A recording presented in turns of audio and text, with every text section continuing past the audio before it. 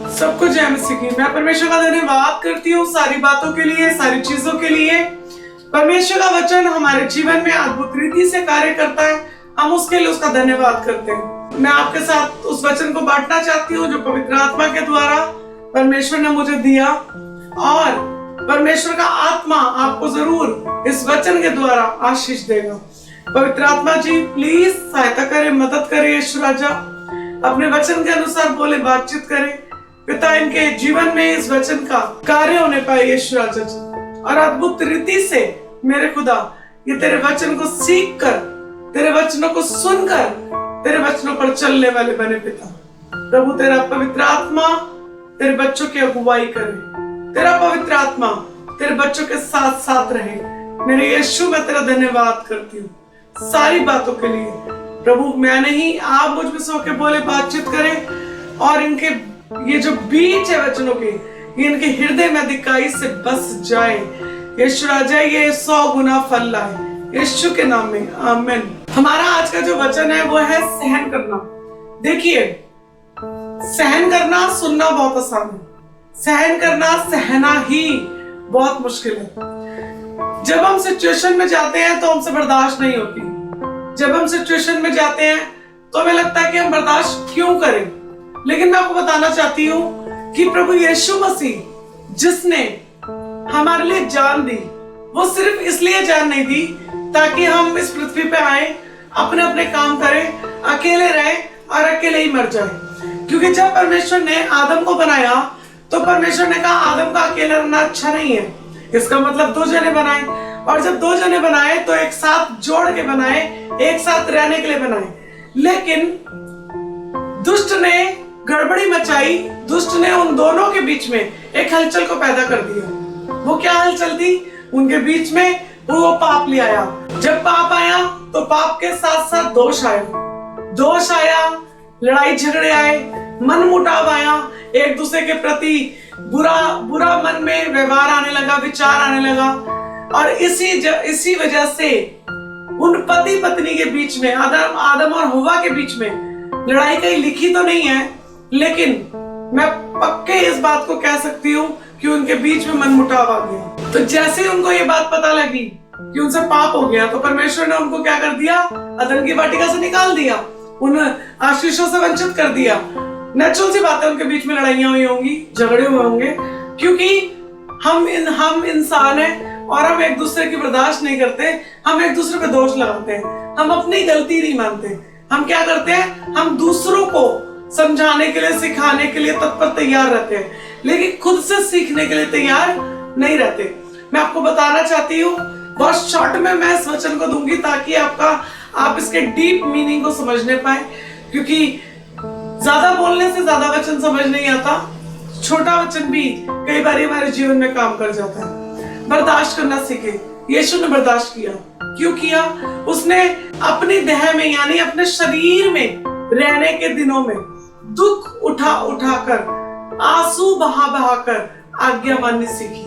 क्या मैं और आप, जब हमारे ऊपर परेशानी आती है, दुख आता है, तो क्या मैं और आप दुख उठाते हैं?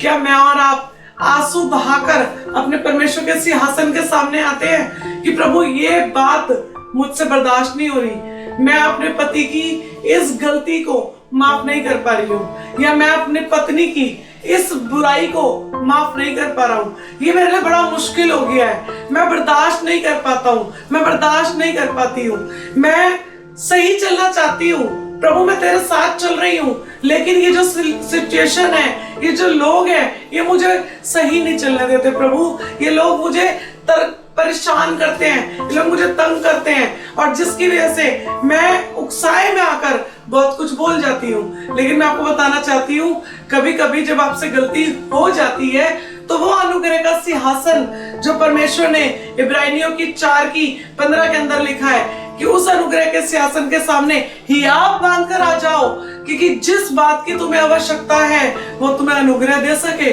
देखिए, बर्दाश्त करना हमें आना चाहिए। आदि ने अभी वचन पढ़ा, क्या वचन पढ़ा था?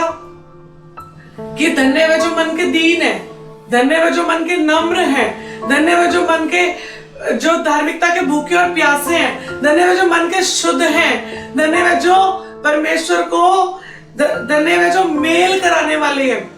आप देखिए, अगर ये सारी चीजें हमारे अंदर हैं तो ही हम धन्य लोग हैं, तो ही हम धन्य लोग हैं। मेल कराना, प्यार करना, दीन होना, नम्र होना।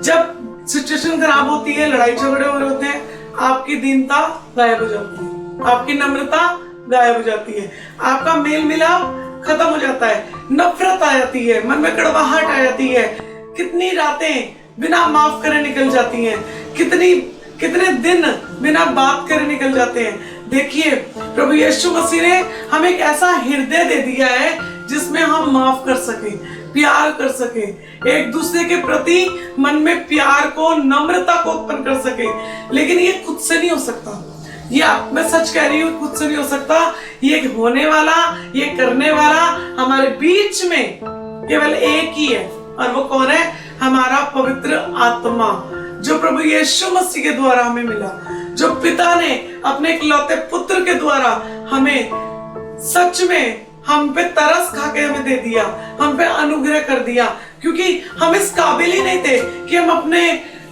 पिता के पास तक भी पहुंच सके। ये हमारे यीशु ने कर दिया कि हम अपने पिता तक पहुंचने पाए, हम अपने पिता से बात करने पाए। और आज जो हमें पवित्र आत्मा रहता है, वो ही हमें बदल सकता है, केवल वो ही। देखिए, मैं आपको एक बात बताती हूँ। एक प्रकाशन प्रभु ने मुझे दिया कि जब यूहन्ना पेट में था एलीशिबा के, तो उस टाइम एलीशिबा जब गर्भवती थी, तो मरियम को जब पता लगा कि एलीशिबा गर्भवती है, और मरियम को भी प्रभु ने कहा कि मैं तुझे क्या दूंगा? एक बच्चा दूंगा, पवित्र आत्मा के द्वारा तुझे गर्भ होगा, और तू उसका नाम परमेश्वर का पुत्र यीशु रखना। और जब ये बात उसने सुना, वो डर गई। उसने कहा कैसे होगा? उसने कहा ये पवित्र आत्मा से होगा। और फिर उसने बताया कि वो जो एलीशिबा है, जो बहुत बूढ़ी हो चुकी है, उसको भी एक संतान होने जा रही है, उसको भी परमेश्वर ने आशीष दी है। और उसने सोचा कि मैं जाती हूँ और मैं जाकर उसको क्या करूंगी? नमस्कार करूंगी, सलाम करूंगी। और जब वो उसके सामने गई, तो वहां वचन में लिखा है कि जैसे ही मरियम उसके सामने आई एलीशिबा के, तो एलीशिबा के अंदर जो पेट में बच्चा था वो उछल पड़ा, क्योंकि वो बच्चा पवित्र आत्मा को देखकर, प्रभु यीशु मसीह को देखकर वो क्या हुआ? खुद से पवित्र आत्मा से भर गया। आपको पता है, जब पवित्र आत्मा आपके अंदर आता है, जब पवित्र आत्मा आपके ऊपर कार्य करता है, तो आप उसको पहचानने लग जाते हैं। Praise the Lord. आप उसको पहचानने लग जाते हैं, आप उसकी उन बातों को पहचानने लगते हैं, आप उस व्यक्ति को पहचानने लगते हैं कि वो व्यक्ति कैसा है। क्या वो आत्मा से भरा व्यक्ति है? क्या ये दीन है? क्या ये नम्र है? उसके फलों से आप पहचान लेते हैं। और जैसे ही एलीशिबा ने देखा कि मेरी माता मेरे सामने आ गई है, तू तो धन्य है, तू तो स्त्रियों में धन्य है ना। जैसे ही एलीशिबा ने देखा कि पेट में बच्चा उछला है, तो वचन में लिखा है वो बच्चा पवित्र आत्मा से, एलीशिबा पवित्र आत्मा से भर गई। और आपको मैं बताना चाहती हूँ, सिचुएशन समझें। जिस टाइम यूहन्ना बड़ा हुआ, जिस टाइम यूहन्ना मन फिराव का प्रचार कर रहा है, पानी के बपतिस्मे का प्रचार कर रहा है, आओ मन फिराओ और डुबकी का बपतिस्मा लो, पानी का बपतिस्मा लो, ताकि तुम पवित्र आत्मा का दान पाओ। लेकिन वो एक बात कहता है, वो क्या कहता है? ये तो मैं मन फिराव का बपतिस्मा दे रहा हूँ। मैं क्या दे रहा हूँ? मन फिराव का बपतिस्मा। लेकिन मेरे बाद जो आने वाला है, जो मेरे से उत्तम है, मैं इस योग्य नहीं हूँ कि मैं कुछ कर सकूं। वो मुझसे बहुत योग्य है, मैं उसकी जूती खोलने की भी योग्य नहीं हूँ। लेकिन वो क्या कह रहा है? कि वो कहता है जो मेरे बाद आने वाला है, वो तुम्हें पवित्र आत्मा से बपतिस्मा देगा। सारी बातें जानता है और कह भी रहा है यीशु आने वाला है, यीशु आने वाला है। आपको पता है, जैसे ही सिचुएशन बिगड़ी, यूहन्ना सत्य का प्रचार करता था। कौन सा प्रचार करता था? सत्य का। सत्य के लिए कीमत चुकानी पड़ती है। आप सोचते हैं आपकी सेवकाई इजी होगी? नहीं, सेवकाई कभी इजी नहीं होती, कोई भी जॉब इजी नहीं होती। और खुदा के काम में तो बड़ी रुकावटें डालता है दुष्ट, लेकिन जब जब वो दुष्ट रुकावट डालता है, तब तब पवित्र आत्मा सामर्थ को भेजकर उन रुकावटों को दूर करता है। Praise the Lord. हम ऐसा विश्वास करते हैं और ऐसा हम देख भी पाते हैं। और आपको पता है, जब यूहन्ना बपतिस्मा देता था और बताता था, लेकिन जिस टाइम यूहन्ना ने सत्य का प्रचार करा, उसने जब राजा को बताया कि राजा तेरी गलती हुई है, तूने एक गलती कर दी है, उसी राजा से उसकी क्या हो गई, दुश्मनी हो गई। उस राजा ने उसको बंदी गृह में डलवा दिया। और आपको पता है, जैसे उसको बंदी गृह में डाला, सबसे पहले यूहन्ना के मन में शक आया।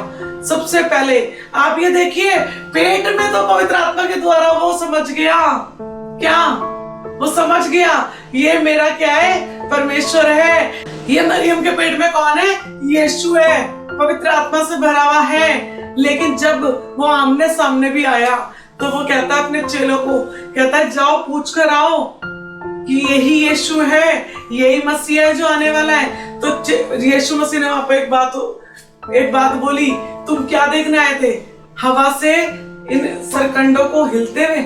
क्या देखने आए थे तुम, हवा से यहाँ पे सारी चीजों को हिलते हुए देखने आए थे? उसने कहा, क्या देखा तुमने, मैंने यहाँ पे क्या क्या किया। और आपको पता है, कई बार हमें पता होता है यीशु मसीह कौन है, हमें पता होता है हमारा यीशु मसीह चंगाई देने वाला यीशु है, हमारा यीशु मसीह अद्भुत काम करने वाला यीशु है, लेकिन हम क्या हो जाते हैं, हम डाइवर्ट हो जाते हैं, हम भूल जाते हैं, हम परेशान हो जाते हैं। हमें लगता है हमारे साथ यीशु मसीह नहीं है, हमें लगता है अब यीशु मसीह हमारे को छोड़ के चले गए। मैं आपको सच कहना चाहती हूँ कि यीशु मसीह आपको छोड़कर कभी भी नहीं जाते, कभी भी नहीं जाते। उनका वचन कहता है कि वो आए इसलिए ताकि हमें क्या मिले, उद्धार मिले, पवित्र आत्मा का दान मिले।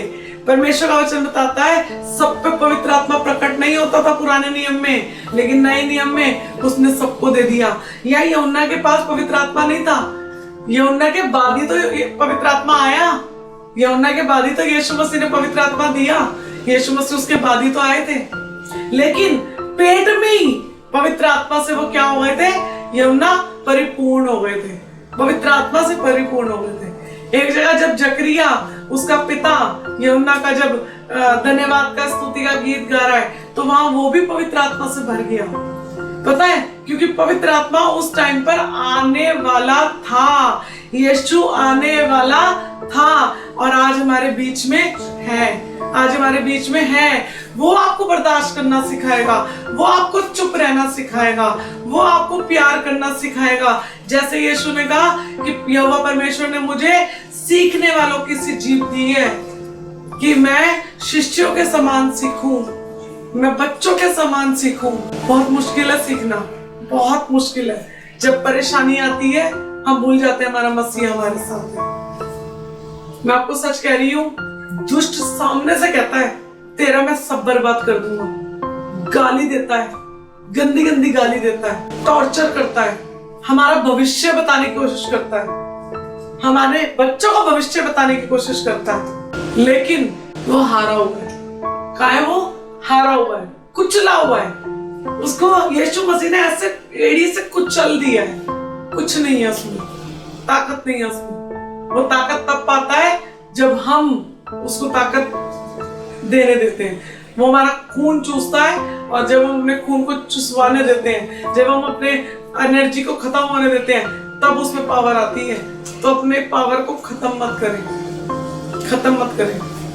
वचन कहता है कि यीशु ने हमसे बहुत प्यार किया है और पवित्र आत्मा हमें सामर्थी बनाने के लिए आया है। क्या करने के लिए आया है? सामर्थी बनाने के लिए। वो हमें किसी भी कीमत पे नहीं छोड़ेगा। वो आया ही हमारे लिए है, तो वो हमें क्यों छोड़ेगा? वो नहीं छोड़ेगा हमें, लेकिन उसके साथ चलने की कीमत चुकानी पड़ती है। बहुत लोगों को छोड़ना पड़ता है, बहुत लोगों को माफ करना पड़ता है, बहुत लोगों से अलग होकर परमेश्वर की उपस्थिति में रहना पड़ता है। आपको पता है, यीशु को लोग छोड़ते नहीं थे, उसको ऐसे ऐसे नाम दे दिए थे कि ये पियक्कड़ है, ये पेटू है, ये पागल है, और यीशु मसीह उन्हीं लोगों के बीच में रहता था। आप बुरा ना माने कि लोग आपको क्या बोलते हैं, क्योंकि वो जानते ही नहीं कि पवित्र आत्मा क्या है, उन्हें पता ही नहीं, क्योंकि उनमें दुष्ट काम करता है। लेकिन आपके अंदर जो पवित्र आत्मा है, वो आपको इसलिए मिला है ताकि आप उन्हें माफ कर सके, उनसे प्यार कर सके, उनसे फिर से उतना ही मेल मिलाप कर सके। और आपको पता है, कई बारी आप तो चाहते हैं मेल मिलाप करना, लेकिन साथ वाला आपके नहीं चाहता कि आप मेल मिलाप करें, क्योंकि आपको ब्लेसिंग मिलेगी, आपको ब्लेसिंग मिलेगी। संगति का बड़ा असर होता है, लेकिन अगर आप पवित्र आत्मा की संगति में रहेंगे तो आप बदलते चले जाएंगे, आप में उसके फल लगते चले जाएंगे, आपका जीवन बढ़ता चला जाएगा, सुंदर होता चला जाएगा और आप यीशु की तरह होते जाएंगे। सहन करना इतना आसान नहीं है, सेविकाई इतनी आसान नहीं है, लेकिन तब भी हमारे यीशु ने की, पतरस ने की, पौलुस ने की। यूहन्ना का दुख तो बिल्कुल ही अलग था। उसको तो तेल की हांडी में डाल दिया गया, उबलते हुए तेल में डाल दिया गया, बच गया। यीशु साथ था। एक बार इस जहर का प्याला पिला दिया गया, बच गया, क्योंकि यीशु साथ था। तब भी लोगों को चैन नहीं मिला, तब भी लोगों को चैन नहीं मिला। और क्या हुआ? आखिर में उसको पतमस टापू के पास नाले में एकांत में फेंक दिया कि यहां रहेगा, प्रचार नहीं कर पाएगा। हमारा प्रभु इतना महान है, इतना सामर्थी है कि उसने वहां उसको क्या कर दिया, अकेला नहीं छोड़ा। आप अकेले हैं ना, तो आपको अकेला छोड़ेगा नहीं यीशु राजा, आपको पवित्र आत्मा अकेला छोड़ेगा नहीं। हमारा पवित्र आत्मा हमारे लिए जो भेजा गया है, हमारे पवित्र आत्मा जी हमें अकेला नहीं छोड़ेंगे। हमारा यीशु मसीह हमें अकेला नहीं छोड़ेगा। उसको अकेला नहीं छोड़ा यूहन्ना को, वहां दर्शन दिखा दिया, स्वर्ग का दर्शन दिखा दिया, प्रेरितों के काम लिखवा दिया, पूरी की पूरी बातें लिखवा दी जो आखिरी दिनों में होने वाली थी। दुष्ट को लगा मैंने मार दिया, परमेश्वर ने उसी मरी हुई सिचुएशन में उसको यूज कर लिया। Praise the Lord. परमेश्वर का कार्य अद्भुत है, परमेश्वर अद्भुत कार्य करता है। सिचुएशन को देखकर परेशान ना हो, थोड़ा बर्दाश्त करें, ये सोच के कि मेरे यीशु ने किया। जब मेरे यीशु ने किया तो मुझे भी करना है। पतरस से बर्दाश्त नहीं हुआ, उसने कान काट दिया। यीशु ने कहा तू नहीं जानता कि हम किस आत्मा के हैं। हमारे अंदर ढाक की आत्मा नहीं है, हमारे अंदर लड़ाई झगड़े की आत्मा नहीं है। ये तलवार को क्या रख, म्यान में रख। हम यहाँ मारने नहीं आए, हम यहाँ माफ करने आए हैं। बड़ा मुश्किल है, बड़ा मुश्किल है। पुराने नियम में दूसरा पवित्र आत्मा कार्य करता था। पवित्र आत्मा यही था, लेकिन उसका नेचर दूसरा था। गुस्सा भी करता था, लेकिन वचन कहता है वो माफ भी करता था। लेकिन नए नियम में वो सिर्फ माफी करता है, वो मारता नहीं है। हाँ, न्याय आपका जरूर हो चुका है। अगर आपके लिए किसी ने बुरा कर दिया है, अगर आपके लिए कोई गलत षड्यंत्र रच रहा है, तो परमेश्वर उसको छोड़ेगा नहीं। क्योंकि वचन बताता है प्रेरितों के अंदर भी जो बात, आप अगर भजन संहिता 2 में पढ़ेंगे, जो बात लिखी है कि जाति जाति के लोग क्यों लड़ मचाते हैं। देखिए मैं जल्दी से पढ़ देती हूँ, फिर हम इसको एंड करेंगे।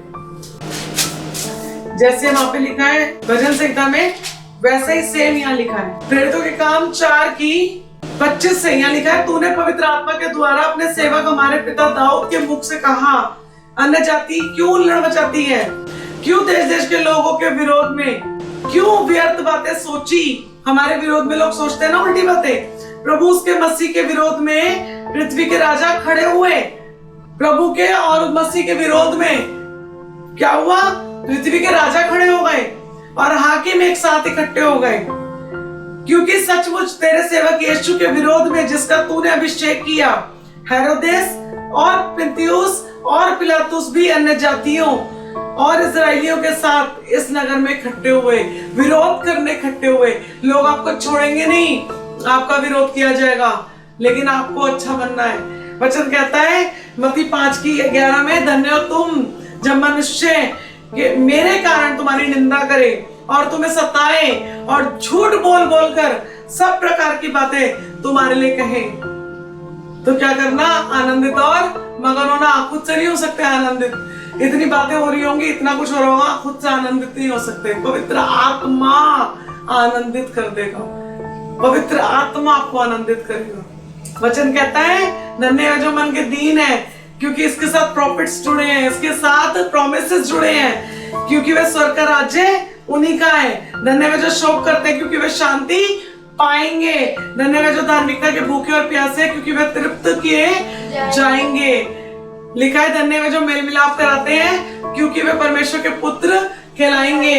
आपको प्यार करना है, मेल मिलाप कराना है, माफ करना है, नम्र बनना है, दीन बनना है, तब आप यीशु के जैसे बनते चले जाएंगे। परमेश्वर आपको इस वचन के द्वारा बहुतायत से आशीष दे। परमेश्वर इस वचन के द्वारा आपको पवित्र आत्मा से भरे, यीशु के नाम में, आमीन।